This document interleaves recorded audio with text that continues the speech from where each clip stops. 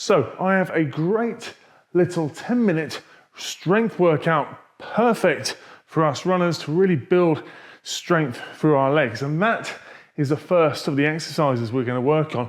Typically, if we're looking to build strength through our glutes, our quads, we need big compound movements. A good example is stepping up onto a box and doing a high step up. Now, step ups onto a low box or a step like this aren't really going to cut it, but what we can do is mimic the movement even if you don't have a box that comes up to roughly knee height. Mimicking that movement is our reverse lunge. Stepping back, pushing the knee up and through as you come through into the top of this lunging position, this running man position. So we're back into our lunge, push through the heel here, and then up, knee through again. You've heard me talk about this before, coming up and knee through here.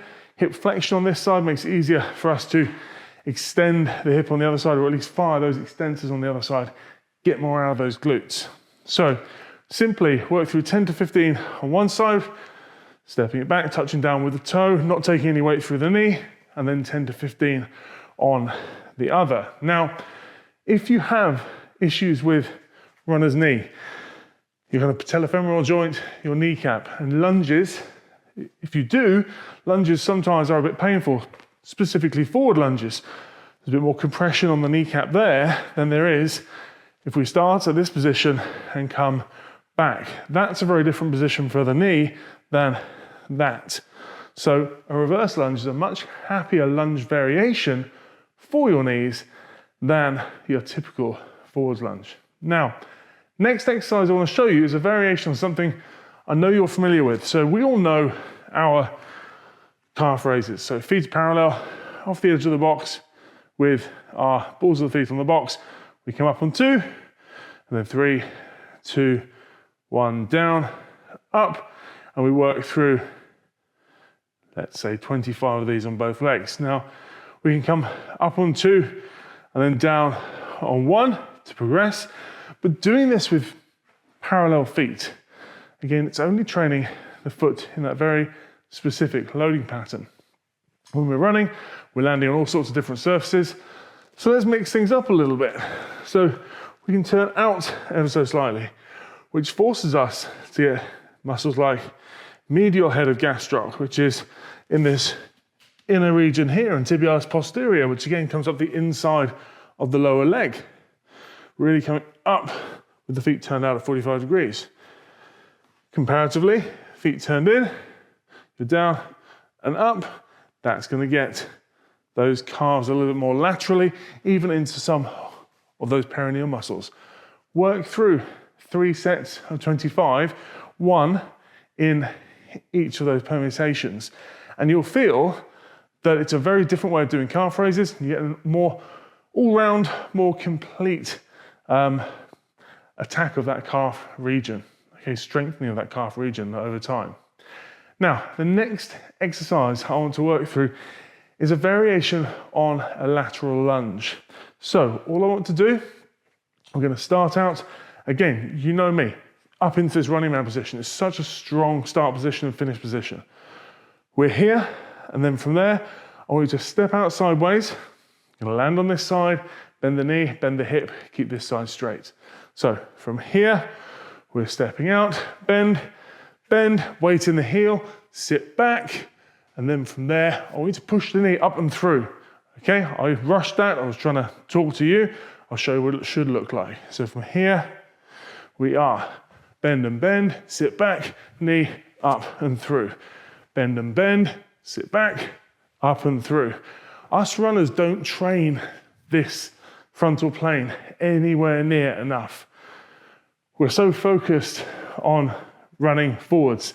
We're so focused on all these sagittal, these back and forth movement patterns. We need to get better at strengthening in this side to side plane, because the more we can strengthen in this side to side plane, the stronger we're going to get through muscles like our adductors, muscles like our glute med, for example, muscles that really provide this lateral stability around the hip and lateral stability for the knees. So 3 sets of 15 on each side. We'll start with 10 and build up. And again, I'll show you this side again, arms, there we go. Bend both knee and hip, and then bang, up and through. Down, and prove you've got the balance. Doesn't have to be there forever, but prove you've got the balance at the top. Okay, so that's the third. The fourth of our exercises comes back to using this step. It's the only piece of equipment we're using. This is a far more nuanced exercise. So, from the step, you're simply going to be working one leg and the other leg. I want you to start out with just coming down, straight legging it for a heel touch in front of you.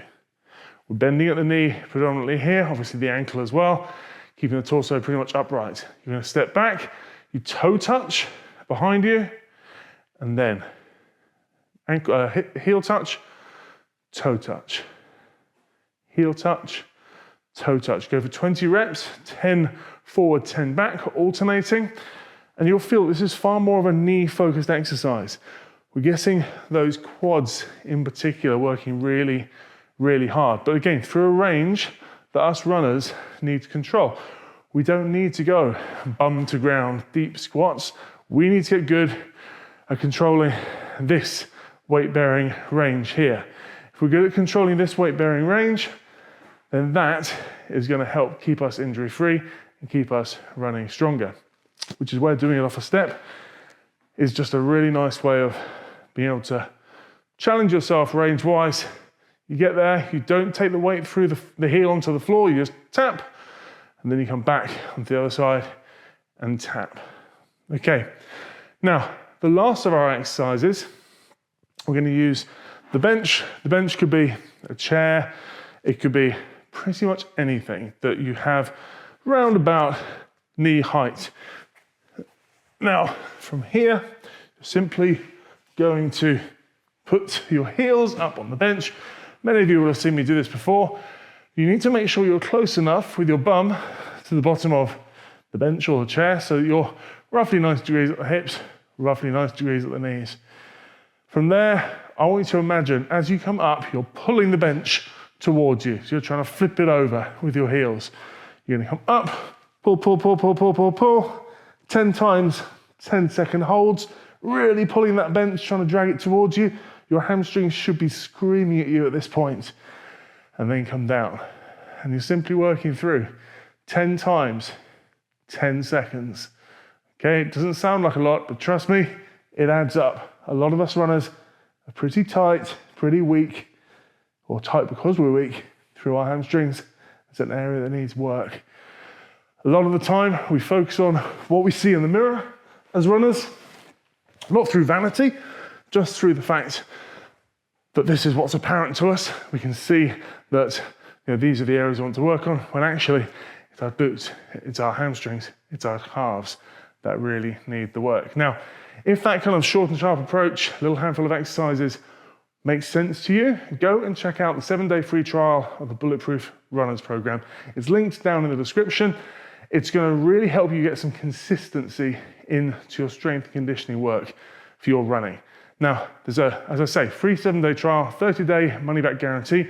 I just want you to try that first few workouts in the fundamentals program. It's going to get you started, teach you how to engage your core, and I want you to feel what a difference it makes. Okay, I'll see you over there.